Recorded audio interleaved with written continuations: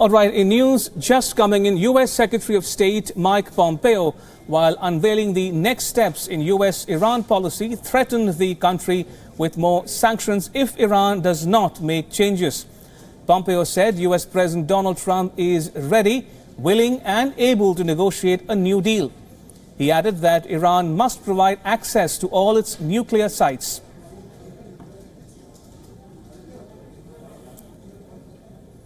All right, joining me for more on this breaking news is Surya Gangadharan, WION's senior editor. Good evening, Surya. What do you make of Mike Pompeo's remarks there, especially threatening further sanctions if Iran does not mend its ways? All right, I'm told we'll fix that connection with Surya in a bit, but that's the big breaking news we are tracking here on WION. U.S. Secretary of State Mike Pompeo, while unveiling the next steps in U.S.'s Iran policy, threatened the country with more sanctions if Iran does not make changes. Pompeo said U.S. President Donald Trump is ready, willing and able to negotiate a new deal. He added that Iran must provide access to all its nuclear sites.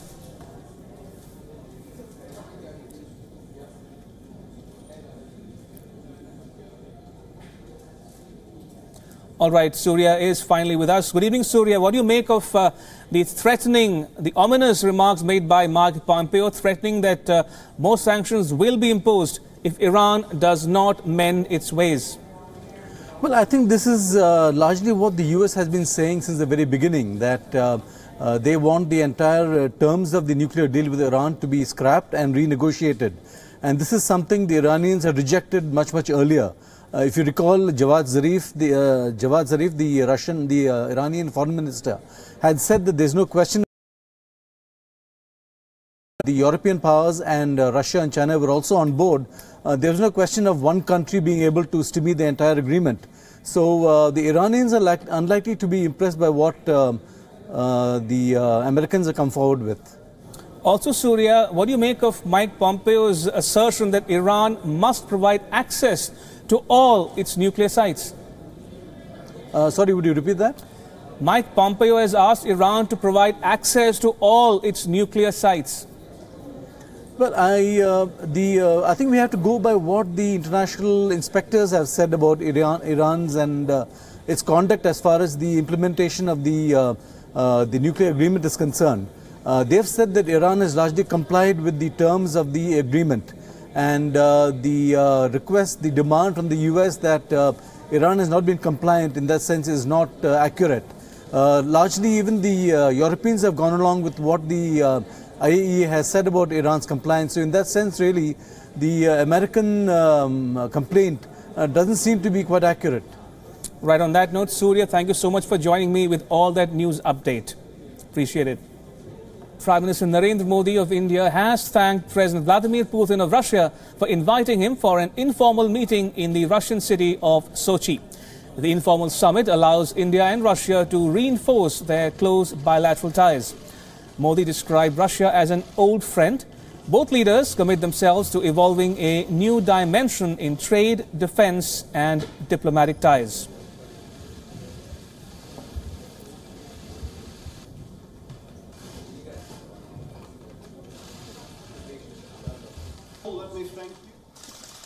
लंबे अरसे से भारत और Russia एक अटूट मित्र रहे। लगातार हमारे bilateral meeting होती रहती है, लेकिन मैं राष्ट्रपति पुतिन का बहुत आभारी हूं कि उन्होंने एक इनफॉर्मल समिट के रूप में, इनफॉर्मल मीटिंग के रूप में मुझे निमंत्रित किया और इसलिए इतने लंबे कालखंड में एक नया आयाम हमारे संबंधों में जुड़ा। लगातार आपसे बार मिलने का मौका मिला है, साथ बैठ करके सोचने का अवसर मिला है और मिल बैठ करके दोनों देश आगे बढ़े उसके लिए प्रयास करने का सौभाग्य मिला। मुझे भी पिछले 4 साल से आपके साथ कंधे से कंधा मिला करके चलने का अवसर मिला है। हर बायलैटरल रिलेशन हो, अंतर्राष्ट्रीय संबंधों की बात हो, खुल करके हमने विचार विमर्श किया है और विश्वास के साथ आगे बढ़ने का हम दोनों को अवसर मिला है। Prices of petrol and diesel hit historic highs. India's oil minister has indicated that the government may cut excise duties on the fuel to soften its impact on consumers. The price of petrol in capital New Delhi reached a record high of 76 rupees a litre on Sunday, while the diesel price rose to an all-time high of more than 67 rupees per litre. In India's maximum city of Mumbai, the hike has been, well, maximum, where petrol stands at 84 rupees per litre. Federal Oil Minister Dharmendra Pradhan's comments come at a time of rising international crude oil prices following a cut in production by the Organization of Petroleum Exporting Countries, or OPEC. At least one report said that the minister has written to Saudi Arabia to keep the crude prices stable and moderate. Now, the minister blamed the US sanctions on Iran and the political crisis in Venezuela for the sharp rise in crude oil prices.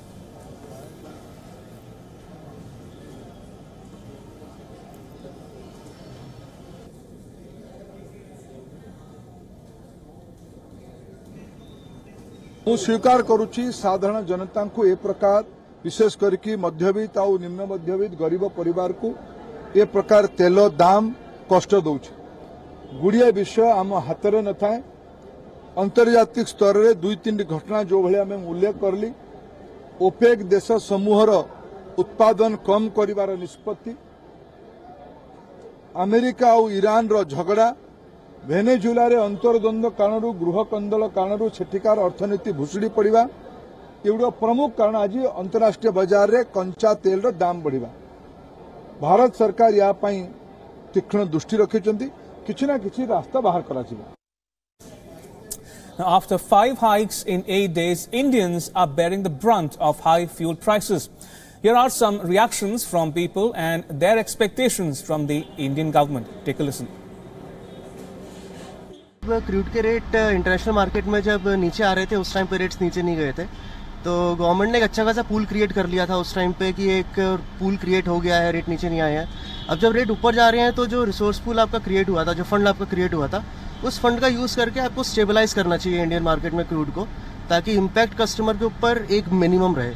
बाकी तो international से linked है वो बात ठीक है, लेकिन एक बैलेंसिंग एक्ट जो गवर्नमेंट ने पहले किया था, अब टाइम है कि उसको रिवर्स करके जब क्रूड इंटरनेशनल मार्केट में ऊपर जा रहा है तो इंडिया में उसको स्टेबल करें. Day-to-day routine, it's going low, and means of if you think the 33 paisa is more for people who are means like poor and who earns 8,000 or 10,000 per month, so it's a high and huge price. Every day the price is increasing exorbitantly, and the common people are really, the sufferers. Now we are waiting for, the petrol price to reach 80 rupees. Now it has crossed. And nobody is responding. Even the public, they cannot do anything. The politicians or the administrators, they have to do something immediately. And now my colleague Molly Gambhir joins me for more on this story. Over to you, Molly. Thanks so much for that, Ramesh. Now, petrol prices have hit a record high in India's national capital, but that also brings us to the next immediate question. Why exactly do Indians have to shell out so much more for fuel when compared to other nations? Well, the answer is the lack of a centralized tax when it comes to fuel. There are multiple taxes levied by the federal and the provincial governments, which essentially add to the woes of the people. We are breaking it down for you. Let's begin with petrol. The cost of 1 barrel of petrol costs a little more than $85. The price that is charged from the dealers is 37.19 rupees per litre. Add to that excise duty, which is levied by the federal government, and that's 19.48 rupees more. And then comes the commission for the dealer, which is approximately 3.62 rupees per litre. The province then levies the value-added tax, a tax that changes in value from province to province. In Delhi, for example, VAT is about 16.5 rupees per litre. In all, in India's national capital, you end up paying more than 76 rupees per litre of petrol. Now let's also take you through what the story is like when it comes to diesel. Diesel was seen as a cheaper alternative a few years ago, but those days are gone now. A barrel of diesel costs more than $90. The rate that dealers pay for 1 litre is close to 40 rupees. The federal government's excise duty is 15.5 rupees on diesel. And add to that the commission which is paid to the dealer, which is a little less than 3 rupees. The Delhi government, for instance, levies close to 10 rupees as a value-added tax or VAT on every litre of diesel, and that brings the final retail price to close to 68 rupees per litre of diesel. And why exactly do Indians pay more for petrol and diesel even when global crude oil prices take a hit? Here's a look now at how India's neighbours fare when it comes to petrol prices. And let me warn you, you may want to move after seeing this. In India, petrol is the most expensive in Mumbai, where you have to shell out 84 rupees per litre. Second in line is Bangladesh, but prices there do not compare to Mumbai's. A litre of petrol in Bangladesh will set you back by the equivalent of 68 Indian rupees. Now, Nepal hiked petrol and diesel rates recently, but they are still below the 70 rupee mark at 66.69 rupees per litre. And Pakistan also, whose economy seems to be in shambles, is doing better than India. Petrol there costs about 50 Indian rupees a litre. But the cheapest petrol available in the subcontinent is in Sri Lanka, where you can get a litre of petrol for less than 50 Indian rupees. Back to you for more, Ramesh.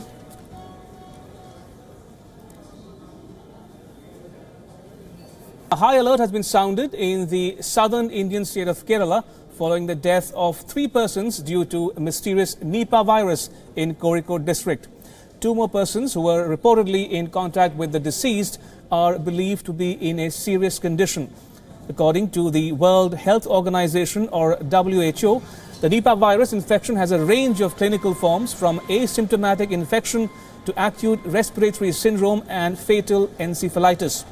Meanwhile, Federal Health Minister J.P. Nadda tweeted, and I quote, "A central team will be visiting the state to monitor the situation post the Union Health Minister's direction. I have reviewed the situation related to Nipah virus in Kerala with Secretary Health. I have directed the NCDC Director to visit the district and initiate required steps as warranted."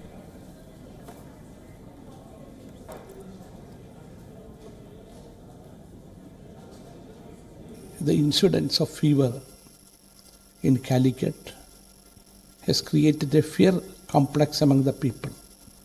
The news that there is no effective way of treating it, no effective medicine, is something has to be looked very seriously.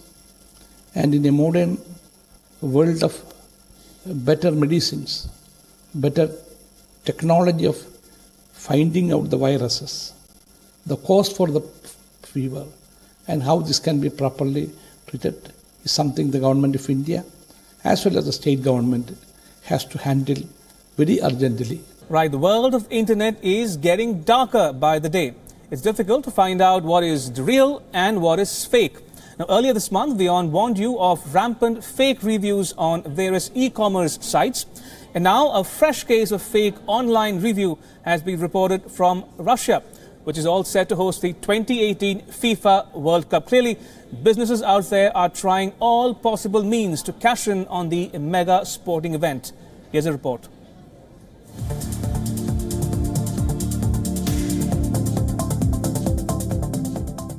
What is it that you do before trying out a new restaurant or a cafe? If you go by the recommendations of people who've already visited the place, then think again. Ratings and reviews can all be fake. While the practice of online fake reviews has been prevalent in different countries for quite some years, it has now been discovered that restaurants in Moscow are using fake reviews to increase ratings on the popular review website TripAdvisor. And note the timing. It's happening a few weeks before the Football World Cup. The agenda is simple: to attract visitors during the mega sporting event next month. But how are these restaurants pushing up their ratings? What we know is that they are taking the help of an agency that acts as a middleman between restaurants and freelancers who are posting fake reviews. WION, a Russian marketing agency, is offering services to restaurants in various Russian cities that are hosting the FIFA World Cup. Writing a fake review is not some sort of a crime or deception as some would think. Often it's a necessary measure. Let's imagine a situation. We've opened a restaurant and we have few clients or no clients at all. There are no clients, so there are no reviews. There are no reviews because we do not have clients. It's a vicious circle. The marketing company says it can bypass TripAdvisor's algorithm to detect fraudulent posts and publish reviews in foreign languages before fans come to attend the FIFA World Cup from around the world. And that's not all. The agency also promises a spot in TripAdvisor's top 10 list. And all that for $570. Fake reviews are widespread, but it's unusual for a company involved in such a practice to discuss it so openly. As one would expect, it's not going down well with TripAdvisor, and it clearly says. We oppose any attempt to manipulate a business ranking. Our dedicated investigations team is proactive and extremely effective at catching those trying to solicit fake reviews for money. But will TripAdvisor be able to stop the fraudulent practice before the mega event kicks off? This is something we are yet to see. Bureau Report, WION. Now, the business of fake reviews is not just limited to Russia. It's widely prevalent in many other countries, including the US and India. Time and again, it's been discovered that sellers on various e-commerce websites are hiring people to write fake reviews so that customers such as you and I can be lured into buying from them. Here's another report. Who doesn't do online shopping these days? All of us buy a lot of things online, from gadgets to apparels to food and grocery, right till healthcare products. Well, sometimes we are sure of the product quality. But there are times when we are not confident about the goods we plan to buy online. And that is when we go by how others are rating a particular product. We check how many have rated it 5-star. We read comments to find out how happy existing owners of the product are. We think it's a safe bet, but maybe not. It's now been discovered that some companies are buying fake 5-star reviews online. If reports are to be believed, fake reviews can be found on popular e-commerce sites like Amazon and eBay, and major review sites like Trustpilot. And if you are wondering how it works, understand that it's a simple reward-driven business model where both businesses and customers are gaining. Customers are asked to make good ratings and write positive reviews so that businesses can gain. Buyers, on the other hand, are also benefiting. They are rewarded with free goods and full refund in exchange of positive reviews. So how does this business of fake reviews actually function? Well, there are various ways. Some people or merchants directly contact prospective clients to write fake reviews through emails. The mails clearly guarantee a return. Sending emails is just one way. There are now Facebook groups as well for the same. Customers in the group are encouraged to buy certain products and post positive reviews in exchange for monetary and non-monetary rewards. While fake reviews are being traded openly on the internet, sadly, it's not easy to track people making these offers. And in some cases, it's not even possible to track businesses that reviews are being sought for. The business of fake reviews is attracting a lot of customers and giving them an easy way to make money. So much so that some people have made it their full-time profession. They are professional fake reviewers. While a lot of online companies are aggressively working towards cracking down on bogus reviews, the fact remains that the black market of online reviews is only increasing day by day. We advise you to stay vigilant, not to get misled by false reviews, and remain a little more attentive while combing through ratings and comments. Bureau Report, WION. Now, we spoke to a reviewer who made money writing fake reviews for different vendors on Amazon. Here, his side of the story, why he wrote fake reviews, who approached him, and what he was promised in exchange. The fake reviewer did not want to reveal his identity.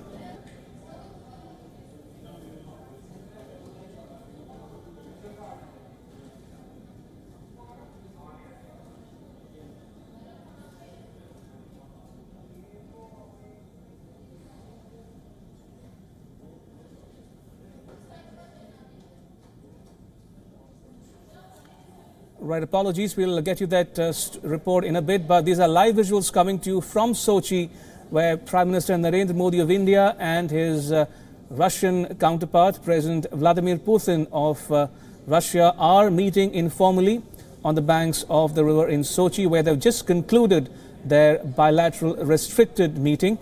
This has been described as an informal summit between the leaders of India and Russia. And Prime Minister Modi has described President Putin and Russia as old friends of India.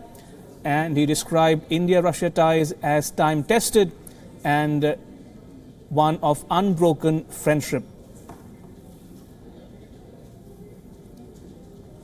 Remember, the India-Russia ties encompass the entire gamut of bilateral, regional and global issues of significance to both countries, including defense, trade, technology and civil nuclear cooperation as well.